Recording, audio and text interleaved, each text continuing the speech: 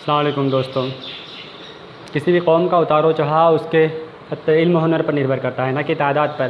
तादाद इतनी मायने किसी कौम की नहीं रखती जितना कि इल्म हुनर मायने रखता है। अगर हम हिंदुस्तान के मुसलमानों की आबादी की बात करें, 17 करोड़ 20 लाख की आबादी है। इतनी आबादी है जितना ब्रिटेन, स्पेन, इटली की आबादी है। अगर हम इस्लामी ममालिक की बात करते हैं तो इतनी आबादी है, तो हिंदुस्तान इतनी ज़्यादा आबादियों वाला तीसरे नंबर का मुल्क है जहाँ पर इतनी ज़्यादा आबादी है। आज हम बात करने वाले हैं हिंदुस्तान के मुसलमानों की तालीमी दर्जे की। अगर हम 2006 की सचर कमेटी की रिपोर्ट के हवाले से बात करते चलिए, वो रिपोर्ट थी जिसने मुसलमानों के हालात पर बड़े ज़ोर से ख़तरे की घंटी बजाई थी।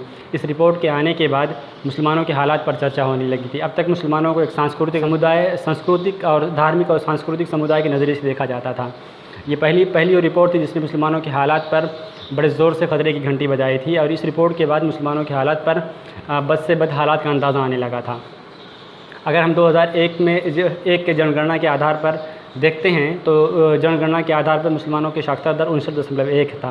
और इसी तरह से 2011 में अगर जनगणना के आधार पर साक्षरता दर देखते हैं तो 59.5 था, जो थोड़ा पहले के मुकाबले थोड़ा बड़ा होता, मगर अभी बकिया समुदाय हिंदुस्तान के किसी भी समुदाय से पीछे था। अगर हम इसी तरह से आगे चल के देखते हैं तो सचर कमेटी की रिपोर्ट के अनुसार 6 से 14 साल के बच्चे ऐसे हैं, 25% बच्चे ऐसे हैं जिन्होंने स्कूल का मुँह ही नहीं देखा, या तो फिर वो शुरुआत से स्कूल से उठा लिए गए।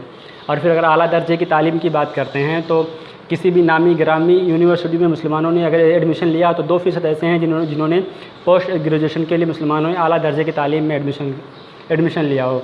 और इसी तरह से अगर सरकारी नौकरियों के हवाले से बात की जाए तो खाली विदेशी सेवाओं में 1.8 हैं और पुलिस अधिकारी की नौकरी में 4% हैं।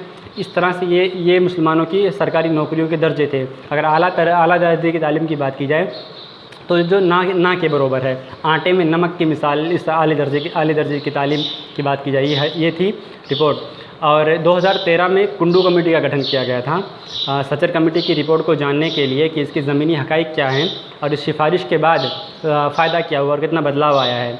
जो सरकारी रणनीतियाँ थी वो ज़मीनी स्तर पर कितना काम करती नज़र आ रही है, जिसकी बिना पे कुंडू कमेटी का गठन किया गया था।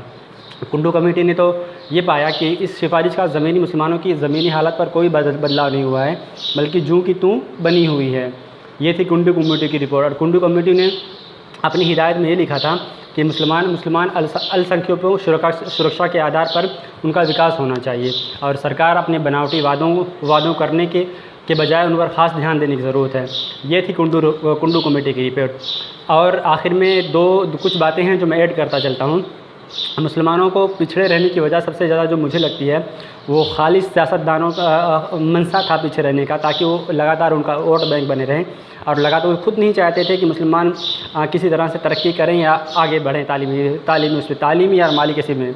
और दूसरा वजह ये था कि जो एक मुसलमानों ने एक मेंटलिटी बना ली थी, एक फ़िक्स मेंटलिटी अपने लिए बना रखी थी कि दीन और दुनिया की तालीम को दोनों को अलग कर दिया, जिसका नतीजा ये हुआ कि मुसलमान इल्मी एतबार से पीछे चला गया, पिछड़ता गया। जिस तरह से दीनी और दुनियावी तालीम किस तरह से अलग किया कि जो उन्होंने मदरसे की तालीम और स्कूल की तालीम को अलग कर दिया। बल्कि ऐसा कहाँ हो सकता कि तालीम भला दीनी तालीम दुनियावी तालीम से कैसे हो सकती, जबकि दोनों एक दूसरे को लाजिम मलजूम, इसी ज़मीन पर रहकर ही दोनों तालीम हासिल, चाहे दीनवी हो जिसे हम दीनवी कहते हैं या दीनी कहते हैं, दोनों इसी ज़मीन पर रहकर ही हासिल करनी। तो भला दोनों को अलग कतई नहीं किया जा सकता। और फिर इस दोनों को अलग दिखाने के लिए सियासतदानों ने अपना बड़ा अहम रोल किया कि इस दोनों को लगातार अलग दिखाने की कोशिश करते रहे कि दीनी तालीम अलग है और दुनियावी तालीम अलग है, जिसमें आम लोग इसका शिकार हो गई। फिर और दूसरी ये कि जिस तरह से फिर मदरसों को आधुनिक नहीं किया गया, आधुनिक इस तरह से नहीं किया गया कि मदरसों को बड़ा महदूद कर दिया गया। एक मदरसों में जिस तरह नाज़रा कुरान पढ़ा देना जिसे कहा जाता है और थोड़ा बहुत उर्दू पढ़ा देना, इस तरह ही महदूद, या फिर हिंदी पढ़ा देना, इस तरह से अपनी लैंग्वेजों तक महदूद रखा गया। जबकि हकीकत में होना ये चाहिए था कि मदरसों को थोड़ा आधुनिक किया जाता, थोड़ी सोच को ज़िम्मेदारों के थ्रू बड़ी करने की ज़रूरत थी कि उन्हें इसमें हिंदुस्तान के कायदे और कानून की समझ दी जाती, थोड़ा कायदे कानून की समझ देने के बाद दुनियावी समझ दी जाती और किताबों का ऐड किया जाता, जिससे काफ़ी आसानी होती। मैं इस चीज़ का बिल्कुल सहमत नहीं हूँ कि मदरसों का ज़रूर विकास होना चाहिए, बढ़ चढ़कर विकास होना चाहिए, क्योंकि किसी भी कौम की शुरुआत उसके धर्म से है और उसके मज़हब से। हर मज़हब को अपने धर्म की मजबूती थामना चाहिए और उसका इल्म हासिल करना चाहिए। इसी तरह से मैं मुसलमानों के लिए भी यही कहता हूँ कि उन्हें अपने मदरसों को मजबूत करना चाहिए, तालीमी दर्जे को बढ़ाना चाहिए, उसे मदरसों को आधुनिक करना चाहिए। जिसे हमने दीन और दुनिया अलग कर दिया, दोनों को एक साथ लेकर चलना होगा, तब जाके हमारा ग्रोथ बहुत आसानी से और बेहतर तरीके से होगा। ये मेरी सोच थी, आपको कैसी लगती है ज़रूर बताइएगा। अगर ये वीडियो मेरी अच्छी लगती है तो लाइक कीजिएगा और शेयर कीजिएगा और सब्सक्राइब कीजिएगा। आज के लिए इतना ही, फिर मिलते हैं अगले वीडियो में। अल्लाह हाफ़िज़।